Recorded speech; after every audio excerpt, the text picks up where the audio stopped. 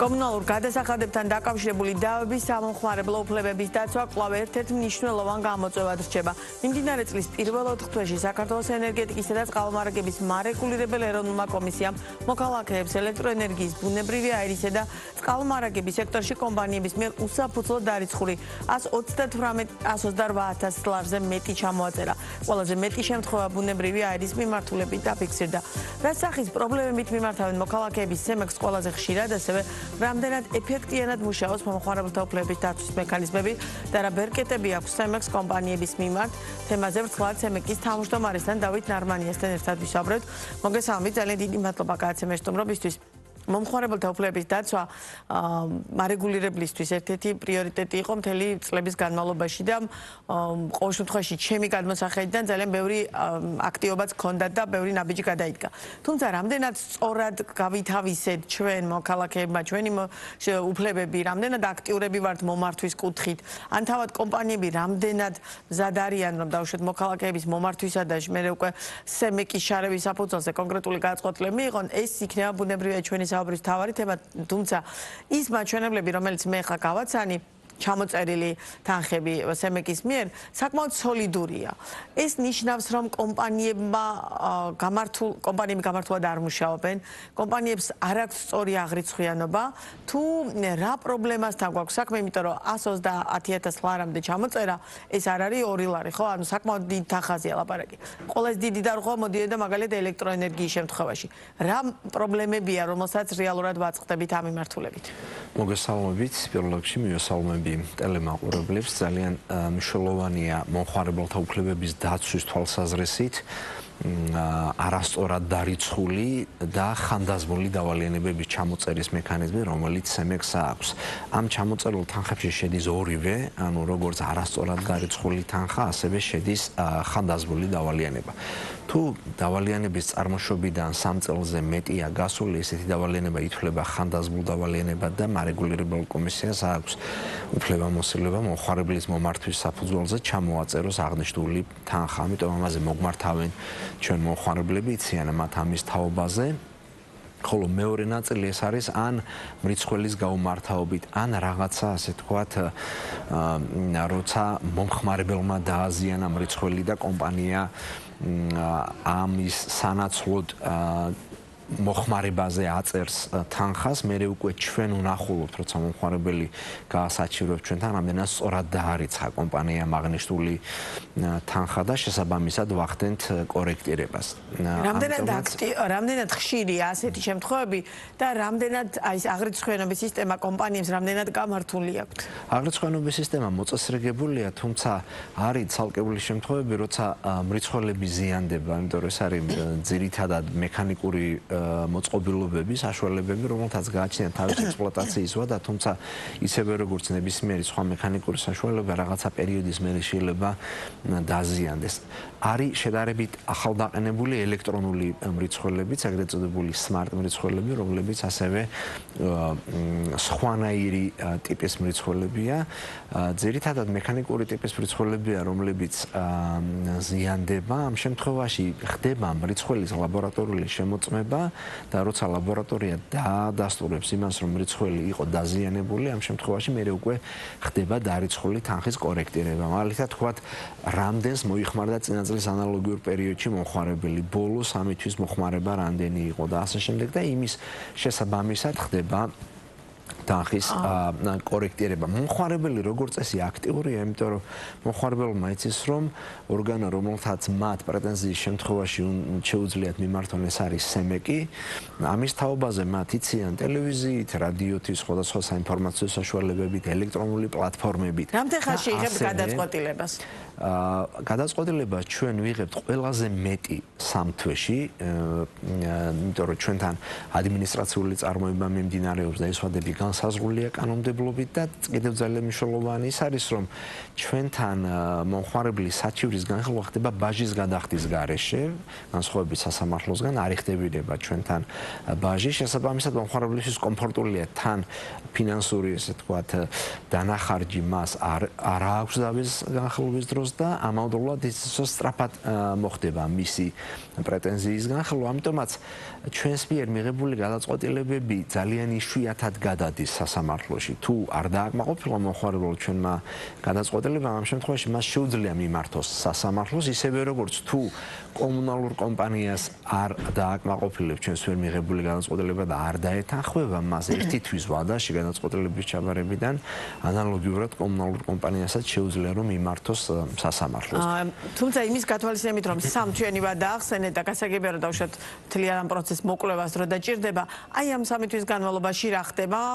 კომპანია დავუშვათ ჩაჭრას აკეთებს, აღარ აწოდებს ელექტროენერგიას ამ ბუნებრივ აირს ან წყალმომარაგებას უწყობს თუ სქემა როგორია, მექანიზმი როგორია, იმიტომ რომ 3 თვე საკმაოდ დიდი პერიოდია, 3 თვე კი არა, ერთი დღეც ხშირ შემთხვევაში ძალიან მნიშვნელოვანია, იმიტომ რომ საქმე კომუნალურ საკითხებს ეხება და რეალურად ეს ამას მოქალაქეები ძალიან მტკივნეულად აღვიქვავთ. ჩვენთვისაც თითოეული დღე არის ძალიან მნიშვნელოვანი, ამიტომ მარეგულირებელი კომისია ცდილობს რომ მაქსიმალურ ვადამდე არ მიიყვანოს საჩივარი და რაც შეიძლება დროზე განიხილოს. როგორც კი ჩვენთან მომხმარებლის საჩივარი შემოდის, ჩვენ დაუყოვნებლივ იმავე დღესვე კომუნალურ კომპანიას წერთ წერილს და ეს წერილი იმავე დღეს ბარდება მათ. ვეუბნებით რომ მომხმარებელმა საკითხი გაასაჩივრა და თუ გამორთული აქვს რომელიმე კომუნალური სერვისი, დენი, გაზი ან წყალი, ვეუბნებით რომ შენ ის დაუყოვნებლივ ჩაურთე მას დავის გადაწყვეტამდე. ან კიდე თუ გამორთული არ არის, ვეუბნებით რომ დავა ვიდრე არ გადაწყდება, მანამდე შენ მომხმარებელს არ გადაახდევინო ის თანხა, რომელიც მას აქვს გასაჩივრებული და არ გამოურთო კომუნალური სერვისი. ამის მერე უკვე ჩვენ რადგან იმავე დღესვე კომუნალურ კომპანიას ვაცლობებთ ამის შესახებ, იმავე წერილით ვეუბნებით რომ 5 დღის ვადაში, 1 კვირის ვადაში, არა უმეტეს 10 დღის ვადაში წარმომიდგინე ამ საქმესთან დაკავშირებული ყველა ინფორმაცია და ყველა მტკიცებულება, რაც შენს ხელთ არის. მერე უკვე ხდება მომხმარებელთან დაკავშირება, მომხმარებლისგან შესაბამისი ინფორმაციის თუ მას რამე მტკიცებულებები აქვს, ასე შემდეგ ამის გამოთხოვა და ერთიანად ამ გარემოებებზე დაყნობით მერე უკვე ხდება გადაწყვეტილების მიღება ჩვენს მიერ. აქ საინტერესოა დავუშვათ თუ რა ვადაში შეუძლია კომპანიას მოქალაქეს შეუწყვიტოს მომსახურება, როდესაც არ აქვს გადახდილი დავალიანება. პირობითად მოქალაქემ არ იცის რომ უნდა მოგმართო CEMEX, არ აქვს ეს თანხა გადახდილი, მაგრამ მიაჩნია რომ არასწორად არის დარიცხული. აი ეს შემთხვევაში კომპანიას რაიმე ვადები აქვს განსაზღვრული, რა ხა შეუძლია არ შეუწყვიტოს დავუშვათ დავალიანება, თუ მაშინვე ხდება შეწყვეტა და თუ მაშინვე ხდება ეს რამდენად შესაბამისობაშია კანონმდებლობასთან. კომუნალური კომპანია CEMEX-ის მიერ დადგენილი წესის მიხედვით მომხმარებელს SMS ქვითრის მეშვეობით, SMS შეტყობინებით ეუბნება და აცნობებს, რომ მას დაგროვილი აქვს დავალიანება, რაც არის დარიცხული და ეს დავალიანება გადაიხადოს კონკრეტულ რიცხვამდე. როგორც წესი არის ორკვირიანი ვადა, შესაბამისი, ანუ წინა თვეს მოხმარებული ელექტროენერგიის, გაზის თუ წყლის თანხის გადასახდელად ორკვირიანი ვადაა თვე რო დასრულდება მომდევნო თვის შუა პერიოდამდე. ამიტომ ამის თაობაზე SMS-ით ეცნობება მომხმარებელი უყურებს მოკლე ტექსტურ შეტყობინებას და თუ უკონტექსტო თანხა, ანუ ფიქრობს რომ მან რომ მოიხმარა იმაზე რეალურად მეტი თანხა კომუნალურ კომპანიას დარიცხული, იქვე მას SMS-ში უწერია რომ შეუძლია მიმართოს პრეტენზიის შემთხვევაში CEMEX და მომხმარებელი მოგმართავს ჩვენ. ჩვენთან მომართვა ძალიან მარტივია, არ არის საჭირო თბილისში მოვიდეს უშუალოდ მიცკევიჩის ქუჩაზე და შემოიტანოს მომხმარებელმა განცხადება, ელექტრონულადაც შეუძლია მას განცხადება გადმოგზავნოს ჩვენს ელექტრონულ პოსტაზე, ან შეუძლია მივიდეს იუსტიციის სახლის ნებისმიერ ფილიალში და იქ გააკეთოს შესაბამისი საჩივარი, ანუ შეავსოს იქ ეს საჩივრის ფორმა და ავტომატურად გადმოიგზავნება ის ჩვენთან და ჩვენს მიერ მიღებული გადაწყვეტილებაც ავტომატურად ეგზავნება მომხმარებელს.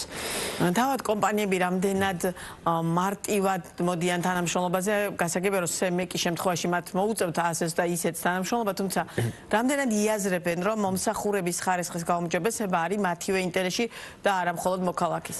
მომსახურების ხარისხის გაუმჯობესება და ის რომ სათანადოდ მოემსახურონ მომხმარებელს ეს წესებში ძალიან მკაფიოდ არის გაწერილი და ამ წესების შეუსრულებლობაზე კანონმდებლობით არის ჯარიმები გათვალისწინებული კომუნალური კომპანიების მიმართ 5,000-დან 75,000 ლარამდე შეგვიძლია ჩვენ დავაჯარიმოთ კომუნალური კომპანია და იგივე სამართალდარღვევის გამეორების შემთხვევაში ჯარიმა ორმაგდება და გვაქვს შემთხვევები როცა 150,000 ლარითაც დავაჯარიმეთ ცალკეული კომუნალური კომპანიები და მეორე მექანიზმი რომელიც ჩვენს კანონმდებლობაში არის ჩადებული ასევე მომხმარებელთა უფლებების დაცვას ემსახურება ის რომ მაგალითად ახალი აბონენტი როცა ერთდება კომუნალურ ქსელზე ჩვენს მიერ დადგენილი ვადებია და დადგენილი საფასურია თუ ჩვენს მიერ დადგენილ ვადაში ვერ ეტევა კომუნალური კომპანია ან დროზე არ მოამზადა პროექტი ან დროზე არ გააგზავნა შესაბამის მუნიციპალიტეტში თანხმობის მისაღებად ნებართვის მისაღებად ან ასე შემდეგ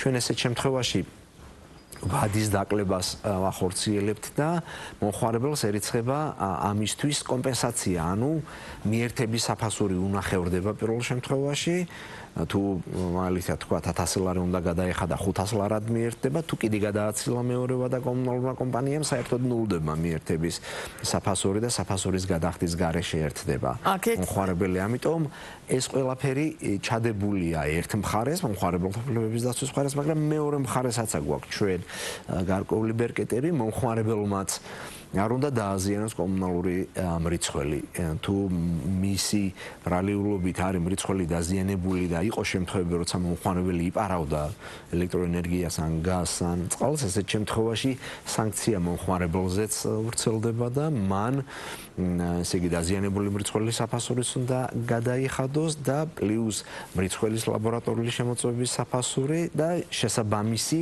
დარიცხული კომუნალური მომსახურების თანხაც რა თქმა უნდა. ანუ ეს ყველაფერი მოხალხე. ამიტომ ვცდილობ რომ მაქსიმალურად დაბალანსებულად მივუდგეთ ჩვენ ორივე მხარის უფლებების დაცვას. და რაც შეიძლება მეტადი აქტიურონ თუ ხედავენ რომ ამათ კომპანიის მხრიდან ადგილი აქვს მათი უფლებების დარღვევას და შესაბამისად მოგაკითხონ ამ საკითხთან მიმართებაში, იმიტომ რომ თვითონ ჩვენგანის აქტიობა ძალიან მნიშვნელოვანია რომ არასწორად არ გადავიხადოთ დამატებითი გადასახადები. ძალიან დიდი მადლობა დავით ნარმანია იყო ბიზნეს პარტნიორის პირდაპირ ეთერის სტუმარი.